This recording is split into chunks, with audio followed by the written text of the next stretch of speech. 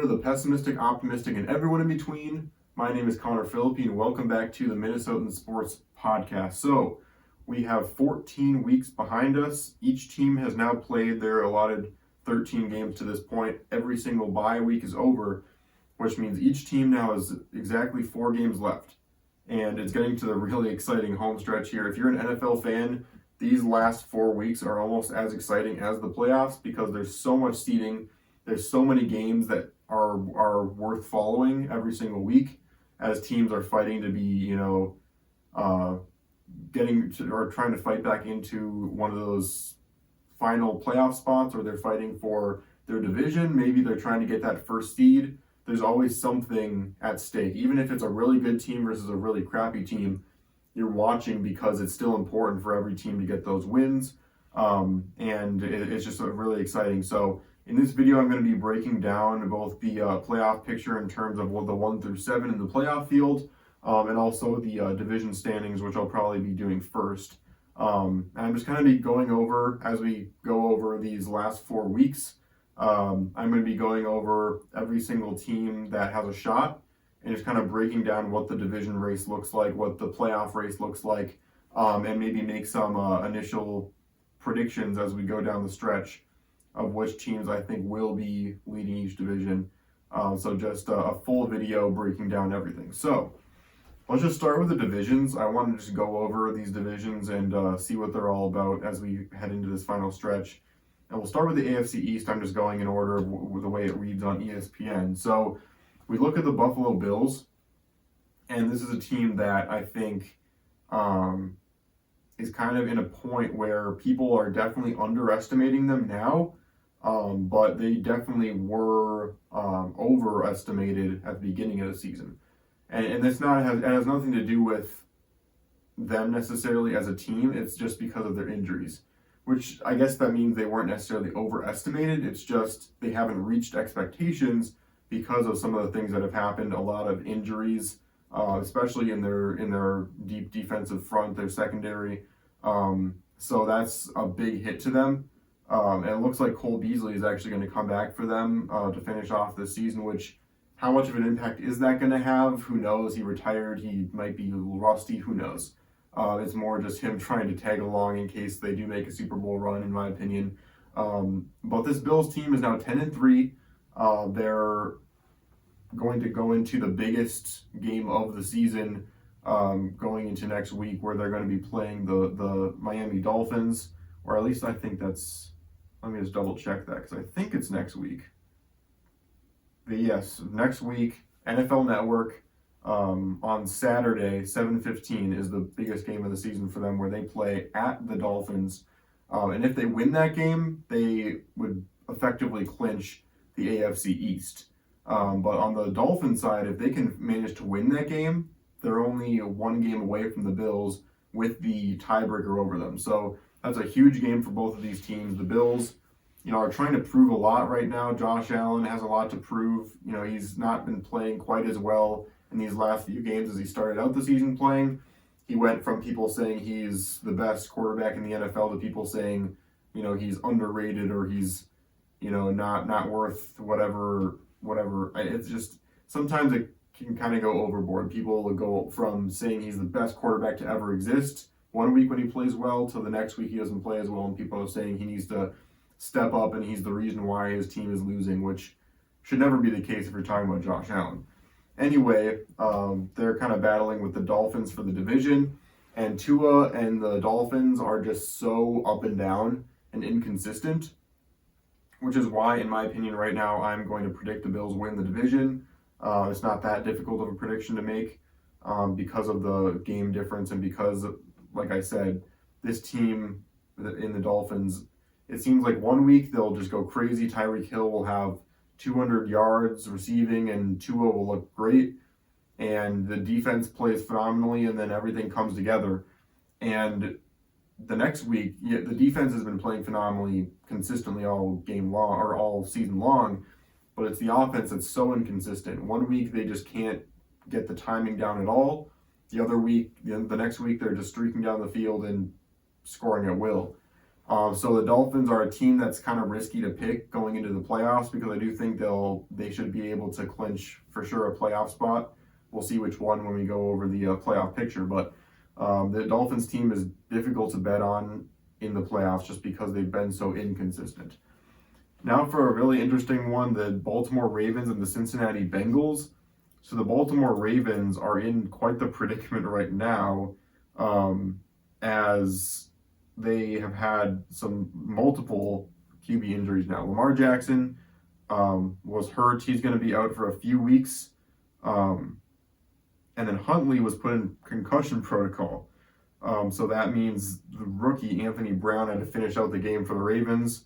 And they managed to beat the Steelers, but with Jackson not being ready to play in the game against Cleveland, it's going to have to be this rookie guy, Anthony Brown, who's going to have to try and win against Cleveland, led by Deshaun Watson, who I hate to say is kind of building up a little bit. They're not necessarily going to be one of the better teams at all, but he's at least playing well enough where it's concerning the fact that the Ravens are trotting out that young of a guy, especially against Myles Garrett. That's going to be a major factor. And if Lamar Jackson can't play by the very next week, yes, they might be able to stick it out against the Browns, but the Ravens then have a couple more difficult matchups. And if they don't have Lamar Jackson, the Bengals can easily swoop in and win this division. And the Bengals, even without winning the division, are the better team right now. They're playing much better. They were off to a rocky start, and that's why they're not currently leading the division. If they had played all season like they've been playing, they would be close to 10-3, even 11-2 right now, because they just have been lighting it up so much on both sides of the ball. Defense has been playing a lot better. They're not one of the best defenses in the league, but with the way the offense is playing, all they have to do is just be decent enough. So the Bengals, I think, I do predict them to reach over the Ravens in these coming weeks. They have a really important game against the Bucs, at the Patriots, and then a big game at home against the Bills. That's the one they might need to win if they're going to win this division. But I do see them beating the Bucs and Patriots, and then it's that end of the season game against the Ravens. It's a home game against the Ravens.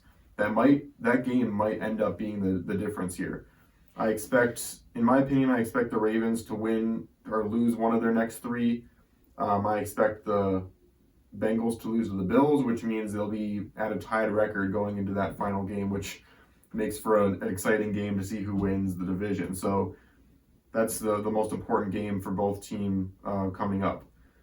In the AFC South side, not much to say division-wise. The Tennessee Titans at 7-6 are most likely going to win the division, even after losing in a really embarrassing loss to the Jaguars. The Jags still are going to have to win three out of their next four in order to try and steal this division, and it's going to have to come against the Cowboys, at the Jets. Texans are easy, but then at home against the Titans, it's just going to be really difficult.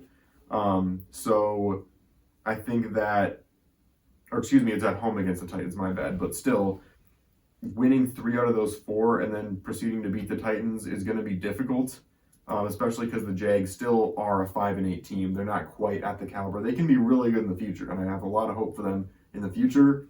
But even at 7-6, this is the Titans division. I fully expect them to be trounced by whatever team they play in the first round, especially if it's the Bengals, which I don't think it'll be, but you know what I mean. I don't think there's any team even in this playoff picture, and there might even be a couple teams out of this playoff picture that I think could beat the Titans in the first round. I've been saying it all year, without Henry, they have absolutely nothing. AFC West, Kansas City Chiefs are firmly in place to win this division. All it's going to take is one win from them or one loss from the Chargers, I believe, to clinch it right now. Right now they're 3 ahead, and they have the tiebreaker over the Chargers. So I fully expect them to win the division. They also have played both games against the Chargers. They've won both, so they have that tiebreaker too. So yeah, one win or one loss would clinch it for them. And they've got some pretty easy matchups going down the road. I don't think they'll lose any of these games. At Texans versus Seahawks versus Broncos and at Raiders, I fully expect them to be 14-3 at the end of the season. And it's quite possible they could steal the number 1 seed from the Bills again, but we'll have to see, because the Bills do have at least one tough matchup going down the stretch. For the Chargers, I'll talk more about them going into the AFC playoff picture, but they're battling for a wild card spot right now. Switching over to the NFC, we've got the NFC East, which it's a crazy pivot. Just 2 years ago, 2020, it was the Commanders that at that point they were the Washington football team, but Washington won that division and went 7-9 that season. And now it's still 4 weeks to go, and every single team already has 7 wins. So we got a 12-1 Eagles team, a 10-3 Commanders team, and a 7-5-1 New York Giants team. So every single team is above 500. It's just crazy to see the change in division in the last few years. That being said, it's really between the Eagles and the Cowboys for who wins this division. I fully expect it to be the Eagles. The Eagles have been the better team. They're maybe the best team in the league all year long. I hate to say it as a Vikings fan, but they've just been absolutely unstoppable. Killed the Vikings and a lot of other teams they have just destroyed. You can say what you want about strength of schedule, but the Titans they destroyed, Giants they destroyed. I mean, it hasn't been close. I think they're the best team in the league right now, and it would take a loss most likely at home against the Giants last week, and then more importantly, a loss at the Cowboys if the Cowboys have a shot to still win this division, and the Cowboys would have to win out. So I do expect the Eagles to win this division and firmly be in place for the 1 seed, but we'll talk about that more. The Minnesota Vikings, coming off of a rough loss against the Lions, still will win the division. Not official quite yet, because the Vikings can still potentially lose all 4, and the Lions can win all 4, and they could still potentially beat out the Vikings for the division. But again, all it takes is one or the other, and they're NFC North champions.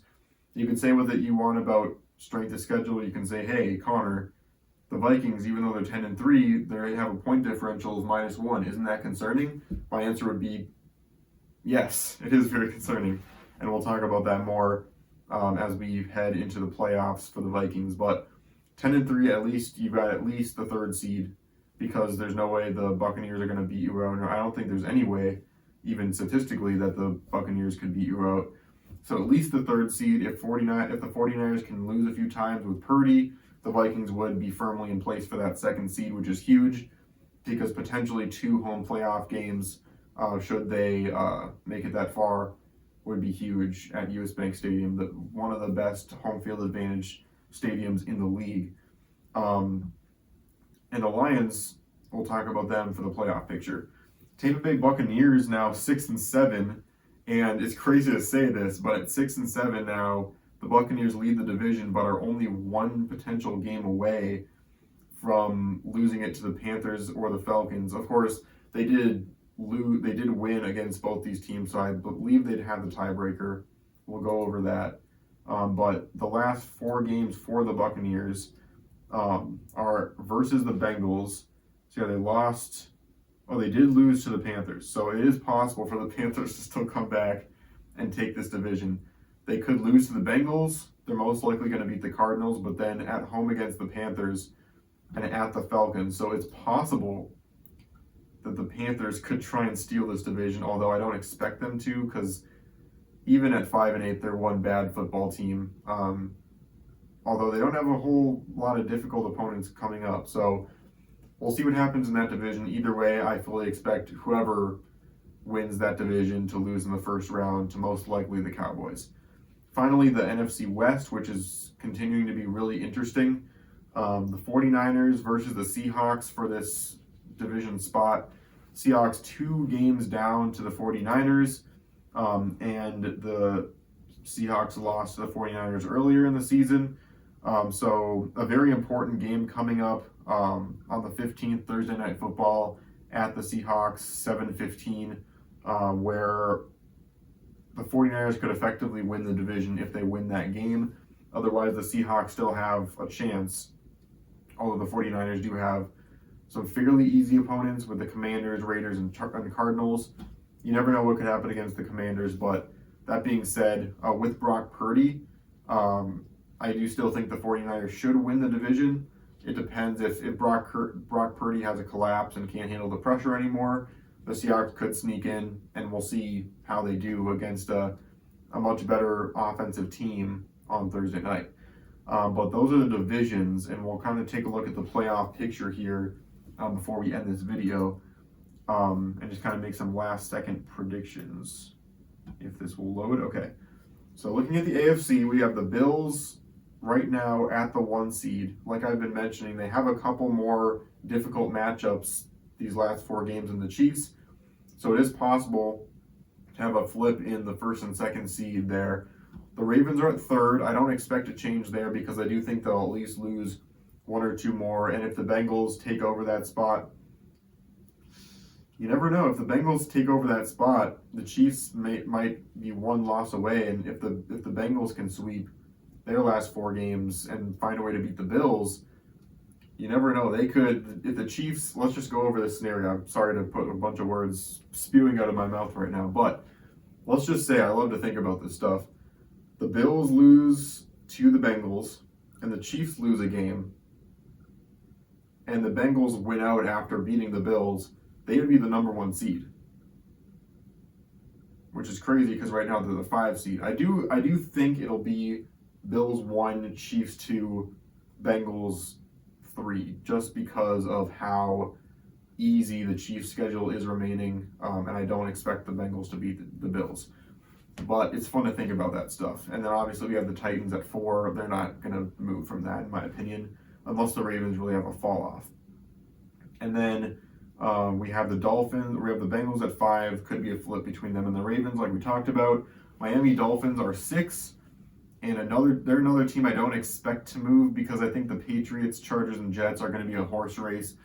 I expect it to be kind of a 9-8 finish for either of those teams, and the Dolphins should win enough to remain firmly in that 6th spot. And then, like I just said, Patriots, Chargers, and Jets fighting it out for that final spot. And it's really difficult to say who will get that spot because every single one of these teams has been so inconsistent with the way they've played. Just because of Justin Herbert, I would predict that the Chargers end up in that 7th spot. So book it here. That's my prediction. So making my final prediction down the board at this point, book it in, or lock it in, I should say.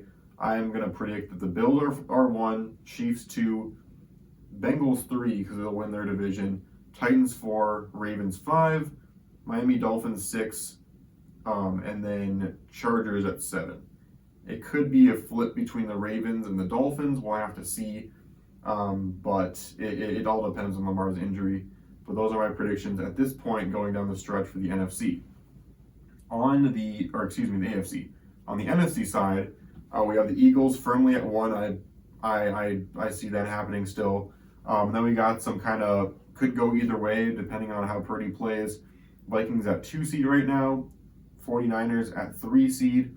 49ers would have the tiebreaker over the Vikings if they ended up tying record because of the conference record. So if the Vikings lose a game and 49ers get one back, by the end of the year, if they're tied, the 49ers would be 2nd seed. But right now they're 3rd. Buccaneers firmly at 4. They're not going anywhere. Dallas Cowboys, I think, are pretty firmly at 5. But they've got some pretty good big games coming up with the Commanders soon. And then Commanders 7-5-1, Giants 7-5-1 as well, and the Seattle Seahawks at 7-6. And then sneakily in there is the Detroit Lions coming off of a big win versus my Minnesota Vikings. Here's what the Lions want in this scenario. So I totally forgot to talk about them even though they're firmly in the race still. So what the Lions want to happen is the Commanders and the Giants play each other next week. It doesn't really matter to them who wins that game. Although they probably want the Giants because Commanders already have the tiebreaker.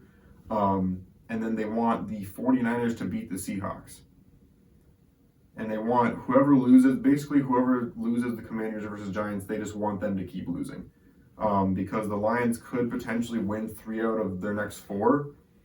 And if the Giants or the Commanders lose 3 out of their last 4, and I think the Seahawks would have to lose 2 or something like that, then the Lions could take over that last spot for the division or for the playoff picture. And I really hope they do that because as much as it sucks that they beat us, I love what they have going over there, and Lions fans have suffered so much. So I've got my fingers crossed for the Lions to somehow get into the playoffs. It's kind of an outside chance right now, but I would love to see it. But my final prediction, lock it in for the NFC.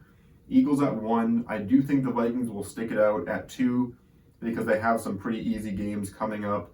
They have they have the Colts, they have the Giants, they have the Packers, and then the Bears. So 4 pretty easy matchups.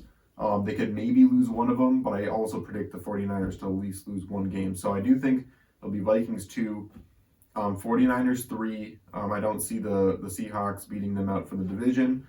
Buccaneers obviously at 4, Cowboys at 5, and I do think it's going to be the Commanders that stay in that 6th spot. And do I want to go for the wild card prediction of the? I don't think I trust the Lions quite enough to go for that wild card prediction. I'm gonna say the Seahawks bump up over the Giants. I see the Giants losing to the Commanders. I think they'll lose to the Vikings that next week on Christmas Eve, which would put them out of the playoff race. And I think the Seahawks will win enough games to get over that hump.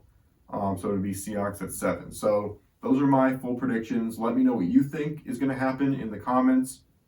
Some of the games you're most excited to watch in these next few weeks. Personally, I'm really excited to see Commanders Giants and 49ers Seahawks the next couple weeks. So thanks so much for watching this one. It's going to be a great final home stretch of NFL football, and then we have the whole playoff still to look forward to. There's still 2 months left of football before the dark times begin once again. And we have to wait until next season. But we're not going to talk about that yet. Let's just forget I said that. Plenty still left to go. Very excited. Thanks so much for watching, and I'll see you on the flip side.